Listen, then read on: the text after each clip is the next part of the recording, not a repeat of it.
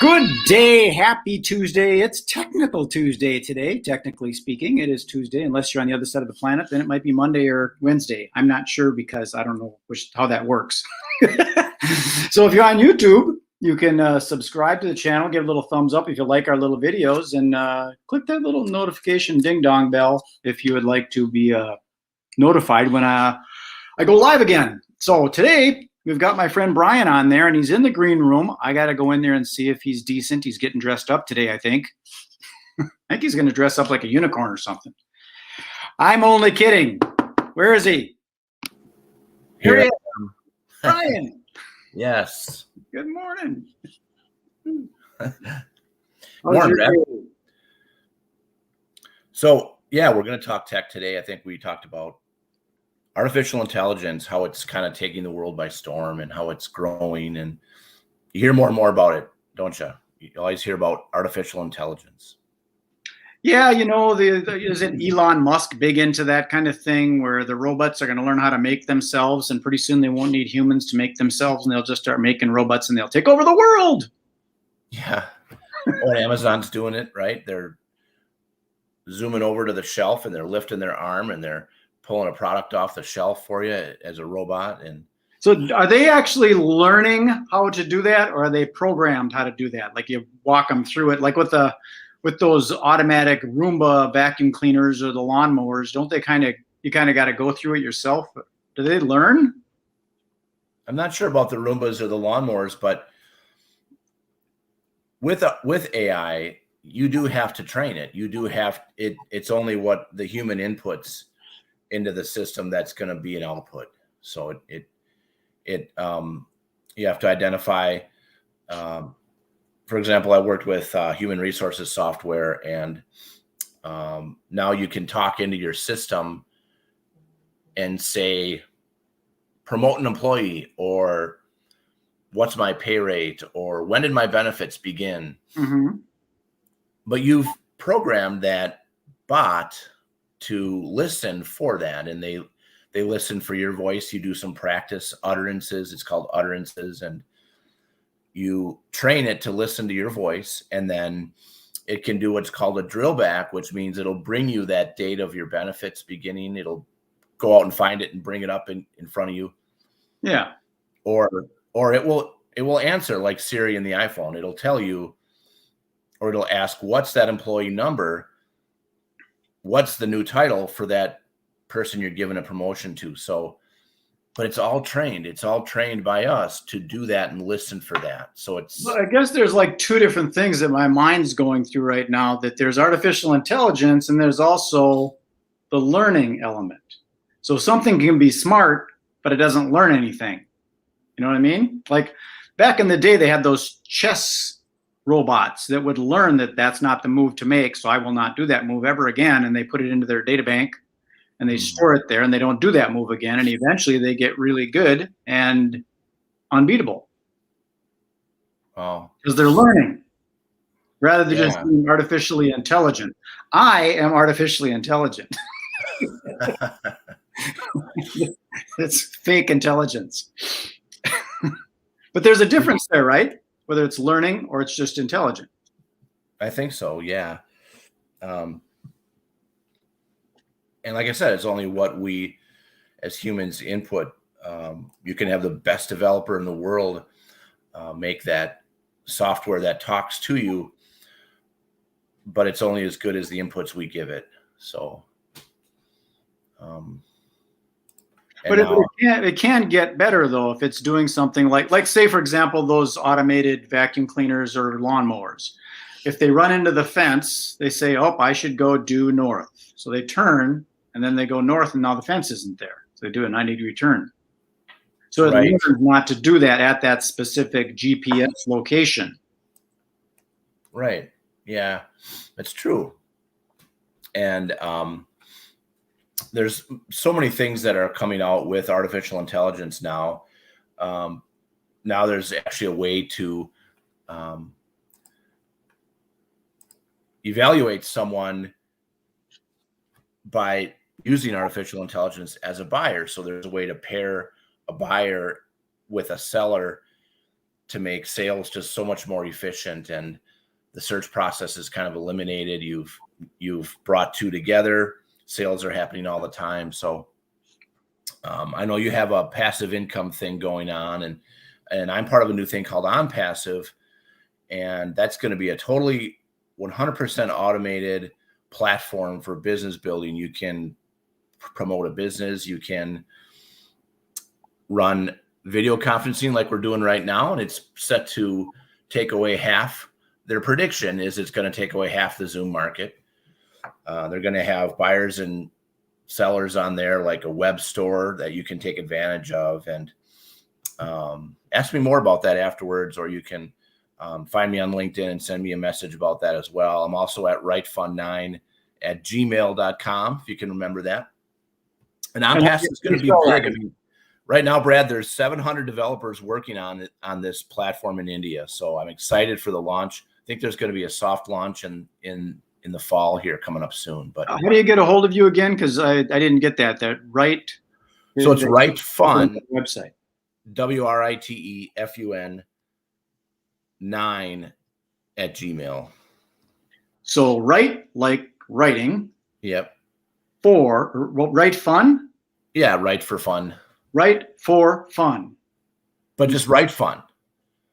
RightFund 9, and that's an email. That's not a website. Okay. I'm going through a new website change, so I'm kind of in between websites right now. Okay, well, we'll hold on. Like Brad does magic for fun. Brian does writing for fun. Okay. Now I got to get another domain, magic for fun. I'm sure someone's already got that one. So yeah, and I know, Brad, you have a passive income thing going too, and I thought we'd kind of talk about what that means. That would be an interesting topic. I mean, we can shift a little bit from the technology aspect of it into the terminology Tuesday. Well, it lines up because it's artificial intelligence that they're using to make these sales on the platform. That's kind of why I transitioned into that. Sure. Well, I think the word passive income, some people claim it doesn't exist because you have to work. You can't just make money for nothing and chicks for free. But, yeah. But to me, passive is you're just not actively doing a transaction. So to me, passive, like I was up at 4:00 this morning doing some blog posts. Those are out on the internet, and artificial intelligence is going and finding stuff and dropping it in different places. And if somebody happens to see it and they happen to like a product or service that I blogged about, I might make a commission, but I'm not actively doing it. So to me, that's what passive income is. And I'm also invested in REITs, which is real estate investment trusts. And I think that's a passive income because it's fairly stable. Real estate's going to be around for a long time, I think. And it goes up and down, but I think in the long run, it's going to go up. So that's passive to me. I put money in there and eventually the dividends come back and it's passive. But yeah, there are systems that learn that kind of, like, didn't they get in trouble with some of that stuff using, like with the trading thing, the stock market? Didn't somebody do that on Reddit or something like that? I think so. Yeah.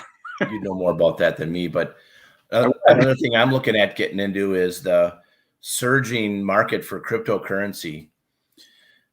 It's supposed to hit 100 by the end of the year. It's been surging all year. It started last fall at something like 9, and it's going to hit 100 by the end of the year.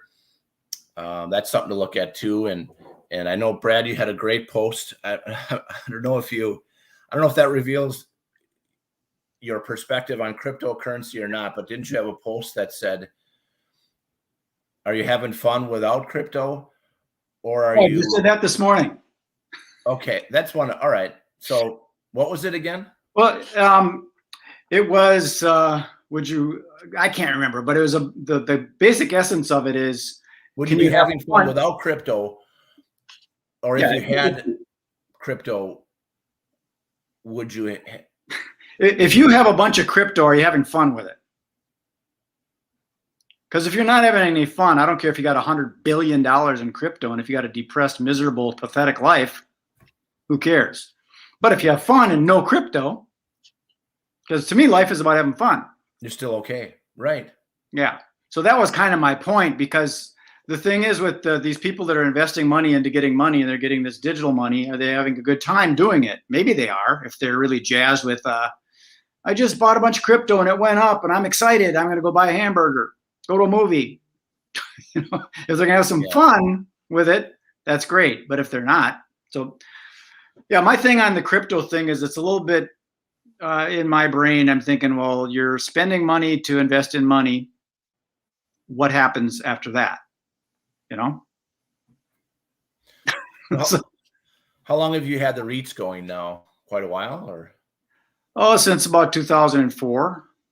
Oh, so you're very experienced with how those work, and I'm not, but it's a SEP account that I started with my business back in the day, and my business partner wanted to go into the S&P 500 because it's stable and all that kind of stuff, and I thought real estate is stable.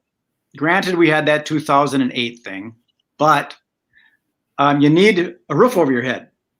You need shelter. So REITs is a basically, from what I understand, it's a mutual fund kind of thing of residential, commercial, storage lockers, vacation homes, retirement homes, apartment complexes, resort, hotels, shopping malls. So it's diversified, and that to me makes it fairly safe. Granted, shopping malls went through a struggle, but vacation homes and all the VRBO and the Airbnb and all that stuff, it's gone up. And I look at it, if times are good, you're going to have a vacation home. If times are bad, you're going to have a storage locker. Right. So it's fairly secure, in my opinion, and that's why I invest in. So for our listeners, SEP is acronym for self-employment plan. There's a 401k, there's a 403b. My wife is in that for nonprofit. And then SEP is your self-employed IRA, right? Yeah. Kind of like a self-employed retirement fund. Yeah, and I didn't know that much about it. I didn't even know what it stood for. Well, there you go. SEP. Self-employed plan. Qualified plan. So that does grow tax-free, tax sheltered, I should say, right? Yeah. Right. Yeah, and I'm just putting that in there for a rainy day, and I take a little bit out at a time, and I just put in more than I take out, and I'm doing good. Exactly. But so that's my idea of passive income, that you have something that you invest into and you got your money working for you. Someone once said that most people have their money on vacation. It's sitting in the bank, relaxing, not doing anything. You should invest it and make it work so you can go on vacation. I don't know how true that is. There's that statistic that less than half of Americans even have a retirement plan or something. I'm talking about it just in the bank. That's just it. They put it in a savings account and they get like nothing % interest. Yeah, 0.4. Right. Yeah. So that's what I'm talking about, is a lot of people don't invest their money. They buy consumables and then it's gone. Right. And now what? So it's best to invest in something that I get it. Yeah. Yeah. Well, I can't wait to see this artificial intelligence take off and see how much it affects. Oh, for those that don't know, this is Techy Tuesday. That's why we're talking about technology. So if anybody that tuned in late doesn't know what we're talking about, because we did get off a little bit, but it's all the same thing. I mean, in today's world with the internet, that's technology, and you need to know how to leverage it rather than just taking pictures of your cat and posting it for your friends. Exactly. More to it. If you don't take the time to learn it, you don't know how it can benefit you, and you don't know how simple it can make your life. So, and I don't think people realize how simple the internet actually is. They get they see all this craziness going on with like those auto bots and all that kind of stuff. I'm not big into them unless you really know what you're doing, how to use them. Because if you have an automated thing coming out and I have a slightest inkling that it might be a person and it's not, I'm upset. Right. You need to let me know that this is just a robot responding automatically. Don't try and trick me into thinking that you're a human. Because when I ask a question that you can't answer and it comes back and it's obvious that I've been talking to myself, I get upset. I want to talk to a person. Yeah. So what's your basic definition of artificial intelligence? My definition is Tough question. Yeah. Training technology in the form of the training of technology in the form of a bot to perform automated and routine tasks that can make us more efficient. Okay. So sort of like a software technology. It's software that's written that is able to learn. So it's I did a little bit of computer stuff when I was in school. It's the if and gate and all that kind of stuff, the and or whatever the hell those things are.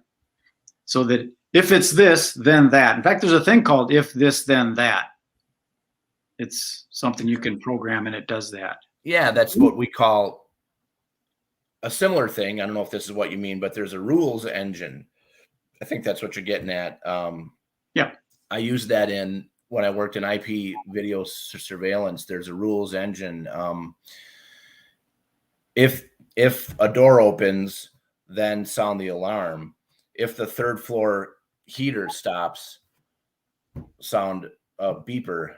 And if you're low on disk space to store the video, send an alert. So if then, it's kind of a rules engine. Yeah. And it gets if then statements. Yeah.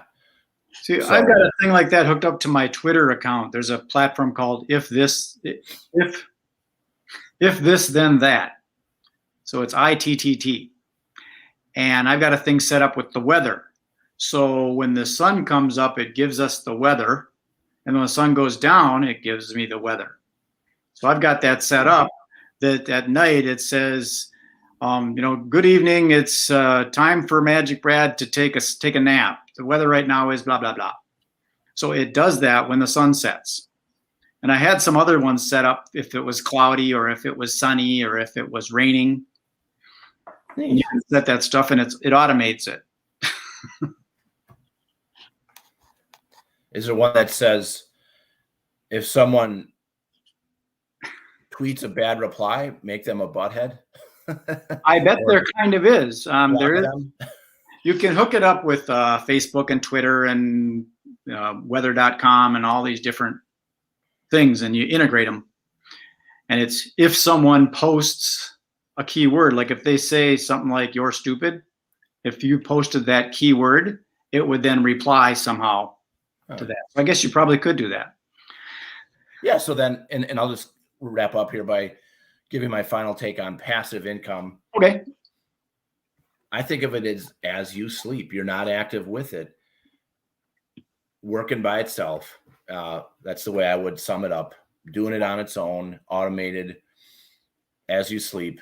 Pillow cash or whatever you and your other host talked about. Pillow something. Pillow payments. There we go. Pillow payments. Yes, sir. And then that is it. And you don't necessarily have to be sleeping, in my opinion, but if I'm going for a walk or I'm at a restaurant or I'm going to the beach or I'm on vacation, I've still got things set up that are bringing in income. Yep. True. Well, that's what passive is to me. I mean, it's passive and active. If you're actively, here's a hot dog, give me $5, or if it's, membership, $5 a month and get your own hot dog whenever you want to get it. That would be automated. I would walk away and they would get their own hot dog, self-serve. I get money. Yeah. Okay. And I think of it as a backup plan, a backup to your financial plan. Have something on the side. We have such a volatile work world, business world changing so fast. Who knows how long you're going to have your job? You think it's going to be a long time, but have something as a backup. And why not have it be passive? And why not have it be fun? It's not that difficult. Yeah. So with that, I'm going to put you in the green room. If you want to stay on, we'll have another chat after and talk about what we're going to talk about next week on Techy Tuesday. Thanks, Brian. Hang on. Well, there we are with my friend Brian on Techy Tuesday. And we did get a little off track into other things. But the basic thing is leveraging technology and letting it do the work for you. So that's all for now. I'm going to head out of here. Enjoy the rest of your day. Be good. Be safe. Be nice.